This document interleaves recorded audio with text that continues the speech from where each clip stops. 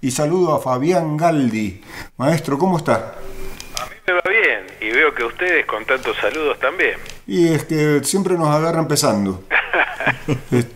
No somos así con todos, le aviso. Bueno. ¿Tiene ganas de hablar de fútbol Julio Rudman?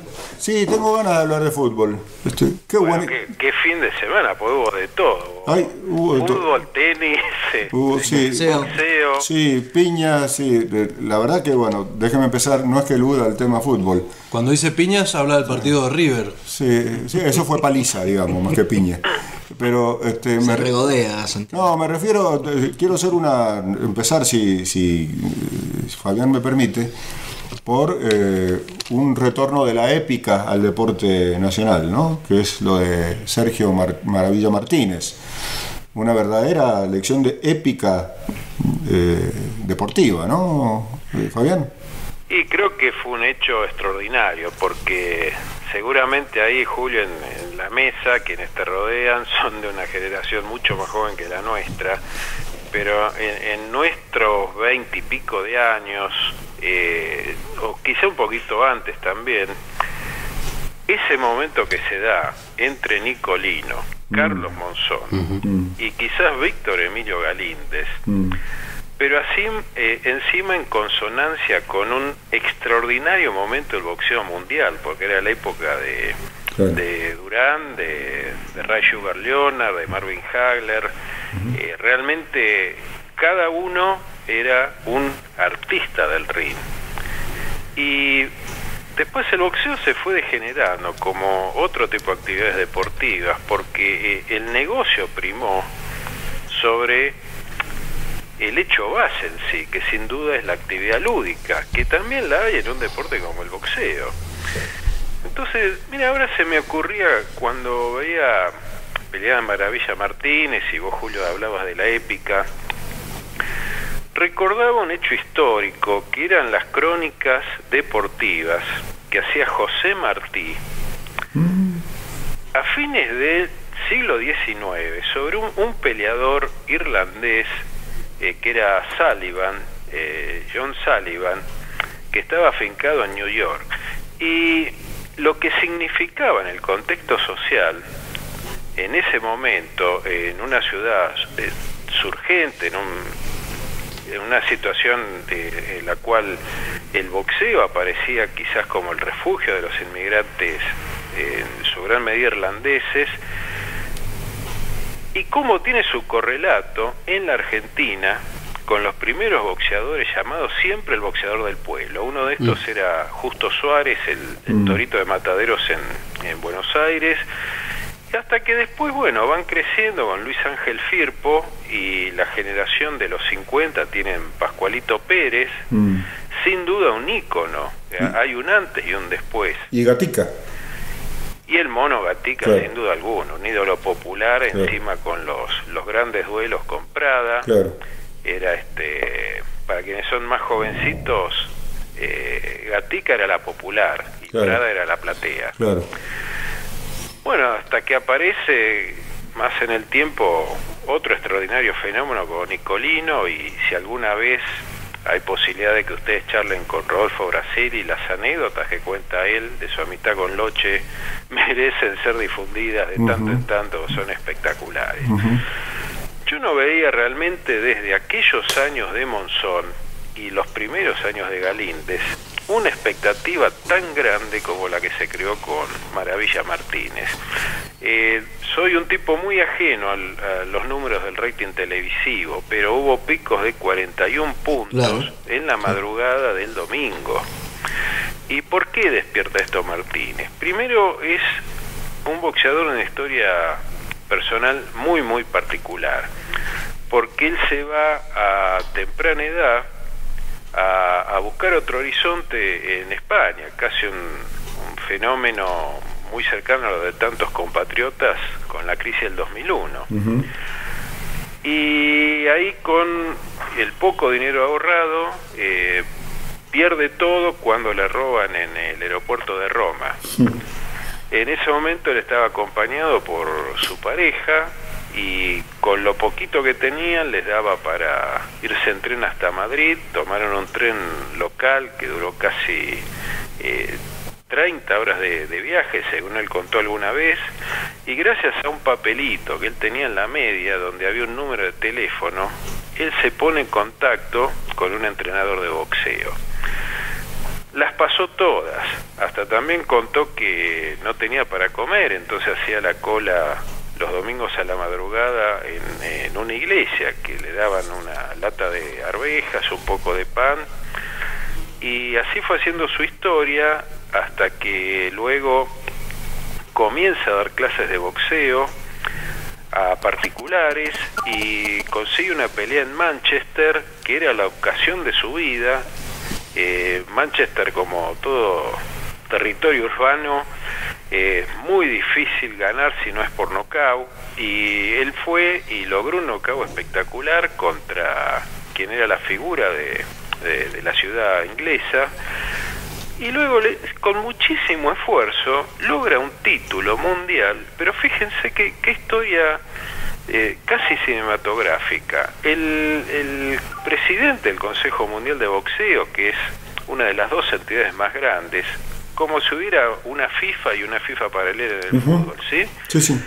Le pide a Martínez en un momento que, como tenían un juicio millonario en dólares y la institución estaba virtualmente quebrada, le pide que se baje del título porque él necesitaba captar a la teleaudiencia hispana en Estados Unidos, mayormente mexicana.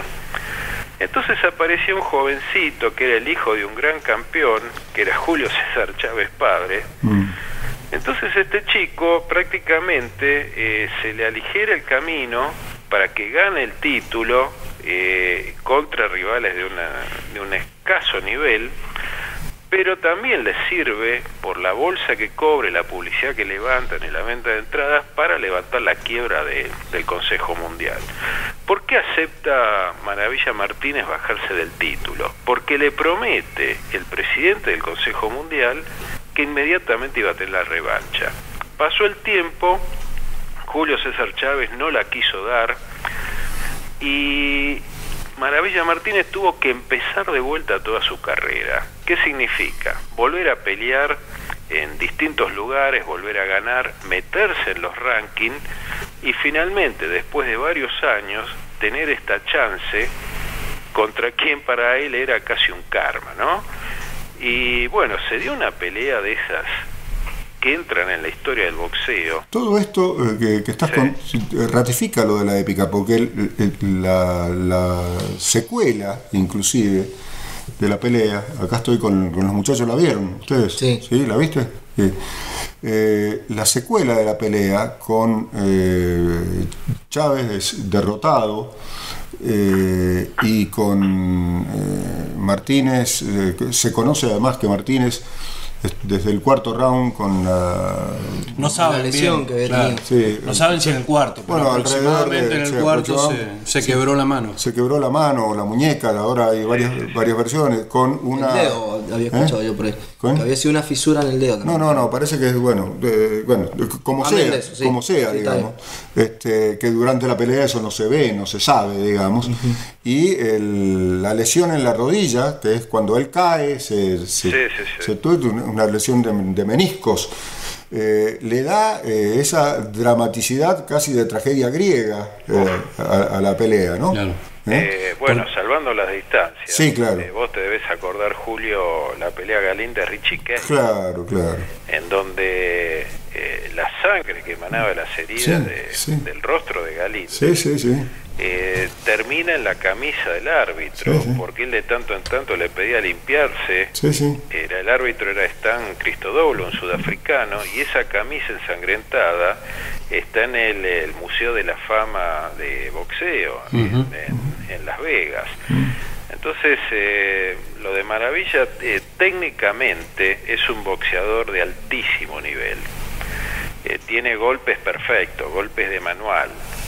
No es un noqueador como podría haber sido el clásico peleador. Que no es Monzón, digamos.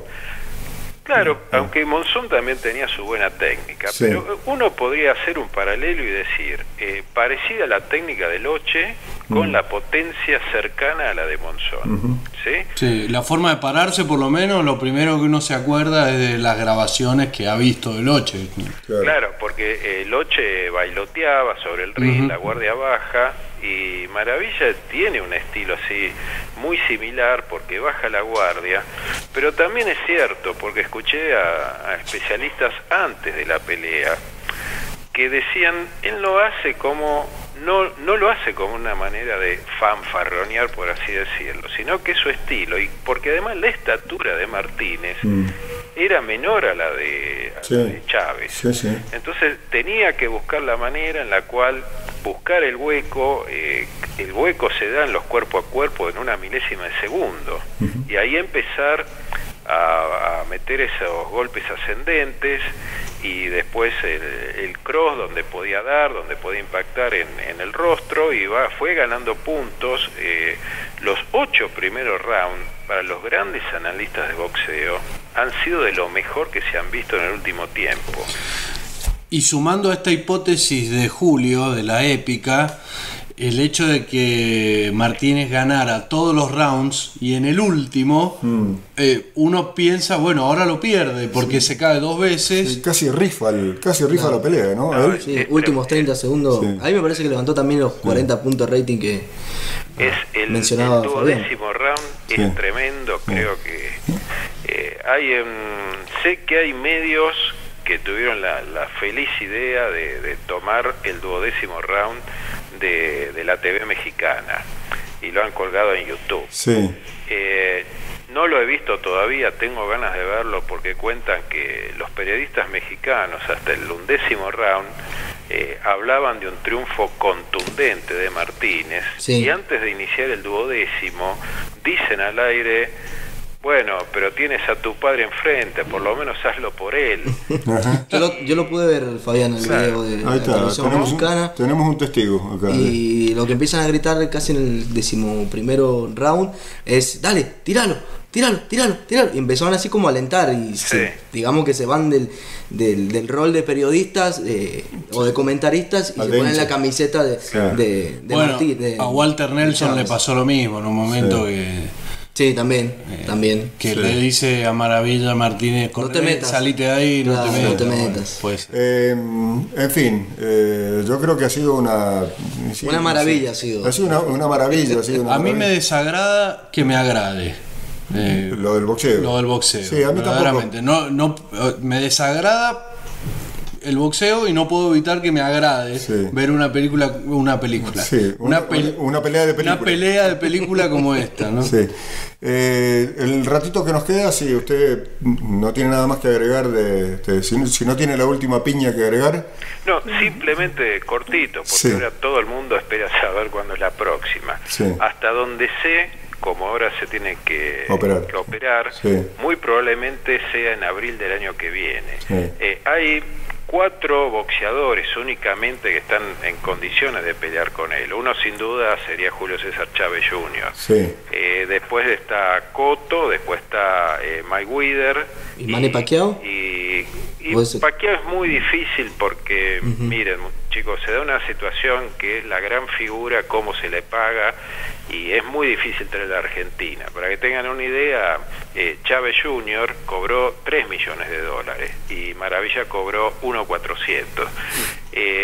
Entonces, para traer a Chávez acá, habría que mínimamente duplicar por lo menos lo que cobró en Las Vegas, y ya aseguró una bolsa de 6 millones para un retador, no podría ser menos para el poseedor del título. Entonces debería hacerse en un estadio de fútbol y cobrar $1.000. Claro, como pasó en aquella época con Pablo Chacón en Malvinas. Sí, bueno. Que defendió y también Pero no es- fue una buena pelea, pero Pero es otra época. No quiero que mis compañeros me traten, sobre todo mi compañero Santiago, de cobarde, hábil y épico para eludir el tema del fútbol. Y voy a empezar por decir que efectivamente hubo mucho y buen fútbol. Y ahí también que- estuvo River. Y que efectivamente, contando chicanas aquí, como usted verá, Fabián, que es de destacar precisamente, yo te diría que hasta futbolística e institucionalmente lo de Vélez. Por los pibes, ¿no? Porque a Gareca le vendieron 8 jugadores del gran equipo y tiene pibes de 17, 18 años jugando que dieron un palizón. Julio, tantas veces lo hemos hablado. Vélez allá tenía un banco de suplentes con 7 jugadores de inferiores. Claro. Entonces, cuando nosotros sostenemos que esto lo veíamos históricamente del fútbol argentino, que cada campeonato aparecían promovidos 2 o 3 chicos de la tercera a la reserva, y muchos de ellos eran figura en primera, no es algo de ficción, era la realidad. Hoy día sucede lo contrario. Si bien es cierto que a veces la venida de refuerzos puede equiparar las falencias del equipo anterior, también es cierto que el fútbol de inferiores, salvo excepciones como la de Vélez Sarsfield y algún otro, está pasando por un momento en el cual no se le presta atención. El caso de Vélez ayer fue el mismo de Newell's, que jugó contra San Lorenzo, y son 2 equipos que trabajan mucho con sus inferiores. Entonces, ¿qué es lo que sucede? Cuando una figura se le está por ir, buscan en la cuarta, tercera o reserva lo mejor que tienen, lo promueven a ingresar en el plantel de primera, lo hacen entrenar, igual que el chico Sánchez Miño de Boca. Entonces esos chicos en un año de entrenamiento están para dar el gran salto en la temporada siguiente. Eso es lo que estamos viendo, lo que vimos ayer en Vélez, en Newell's, en algunos chicos de Boca como Sánchez Miño, y de tanto en tanto lo vemos en el chico sevillano en Godoy Cruz. ¿Sí? Sí, claro. Bueno, esa es la apuesta, es el reaseguro de que el fútbol argentino le da lugar